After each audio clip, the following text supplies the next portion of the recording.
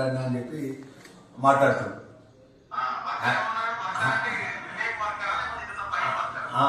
అయితే అన్న ఒకటే అన్న రగన్న, మీ ద్వారా ఎంటైర్ తెలంగాణ ప్రజలకు ఏదైతే మా మాదిగ జాతి కుల బాంధవులకు కానీ కుల సంఘాలకు కానీ మా పెద్దలందరికీ కానీ మనం కానీ ఏదైతే నాకు జరిగినట్టు అవమానం ఏంటంటే తక్షణమే స్పందించి అనేక ప్లాట్ఫామ్స్ మీద వాళ్ళు నిరసన కానీ ఏదైతే జరిగిందో ఏదైతే అన్న వ్యక్తి మీద తప్పనే ఆయన వెంటనే క్షమాపణ చెప్పాలని కోరిన దానికి మనస్ఫూర్తిగా వారికి నేను ధన్యవాదాలు తెలియజేస్తున్నాను. ఇంకోటి ఏంటంటే దీన్ని పెద్దగా కాకుండా ఆయన జరిగిన యథార్థాన్ని వాస్తవాన్ని ఒప్పుకొని తప్పని క్షమాపణ కోరితే ఆయన గౌరవం ఉంటుంది. ఆయన అన్న మాటకు వ్యక్తిగతంగా ఒక నడడం తప్పని విషయంలో కూడా ఆయన క్షమాపణ ఇస్తే ఆయన మంచిగా ఉంటుంది అనేది నేను మీ ద్వారా చెప్తున్నాను. ఇప్పటికే ఆ మంత్రి ప్రభాకర్కు పొన్నం ప్రభాకర్ గారికి ఒకటే మాట చెప్తున్నాను. అటు డాక్టర్ వివేక్ మా వర్గము మంత్రి అనుకున్నప్పటికీ ఆయన లేచిపోతే ఆయన వస్తాడా రాడా అని ఆయన కొద్దిగా అవమానంగా మాట్లాడతారు.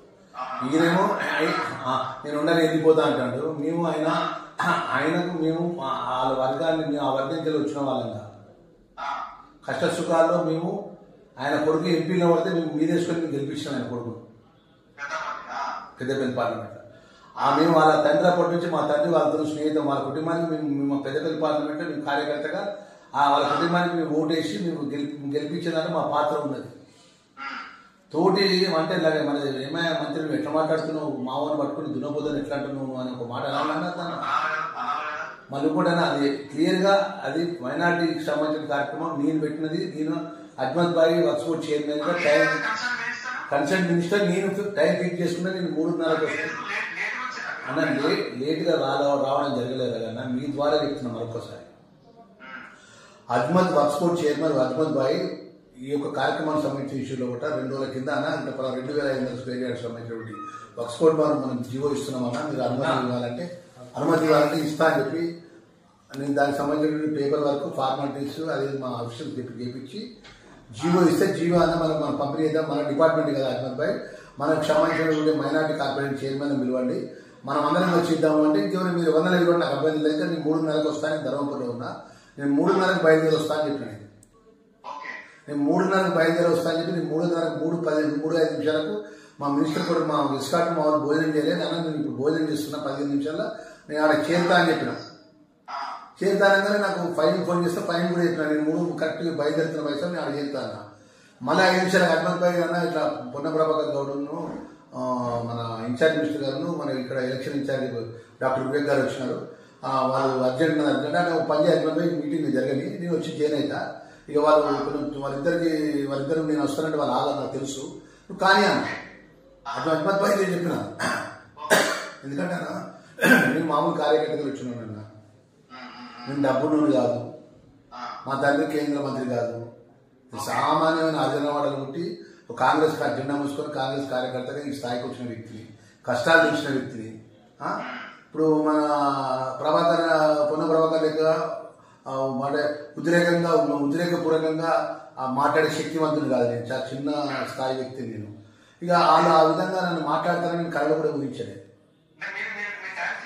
అంటే నేను అన్న టైం 10 నిమిషాలు కరెక్ట్ 3:40 నిమిషాలు అక్కడ ఉన్నాను. నేను నా టైం చూసుకోండి. నేను నా కన్సల్ట్ శాఖ నేను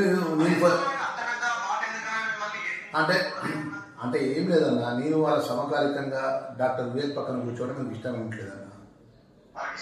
ఆయన మొదటి నుంచి మా వర్గాన్ని వ్యతిరేకిస్తాను కదన్నా, మా వర్గీకరణ కేటగిరీషన్ అనుకుంటే మమ్మల్ని వ్యతిరేకిస్తాడు. వీడు ఒక మాదిగో ఆ వర్గం మీద నా పక్కన సమకాలికంగా కూర్చుంటాడు. లెక్కెంత నేను లేచిపోతా అంటున్నాను.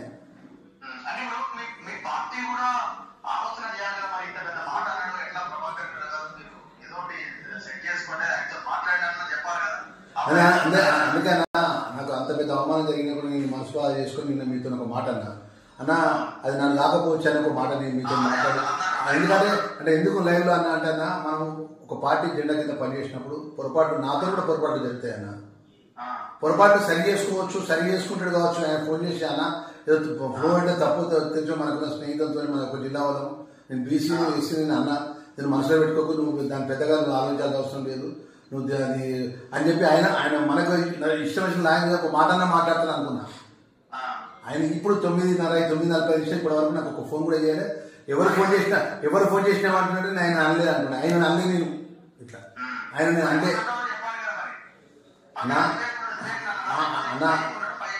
అన్న రఘు అని ఒకటే అన్న, నాకు బాధాకరమైన విషయం ఏంటంటే మేము కాంగ్రెస్ జెండా కాంగ్రెస్ పార్టీని అనుకొని నిజాయితీగా ఆ స్థాయికి ఈ స్థాయి వచ్చినామన్న. నేను 3 నెలలుగా నేను మంత్రిగా పనిచేస్తున్నా, మీరు నా రిపోర్ట్ తీసుకుంటున్నా, ప్రజలకు అందుబాటు ఉంటున్నా, పేదోళ్ళకి అందుబాటు ఉంటున్నా, మా ప్రభుత్వ పరంగా నిబంధనలకు అనుగుణంగా పనిచేస్తున్నా తప్ప నేను ఉరుకులాట కానీ ఆవేశపడే విధంగా ఎక్కడ కూడా తప్పు చేస్తాను.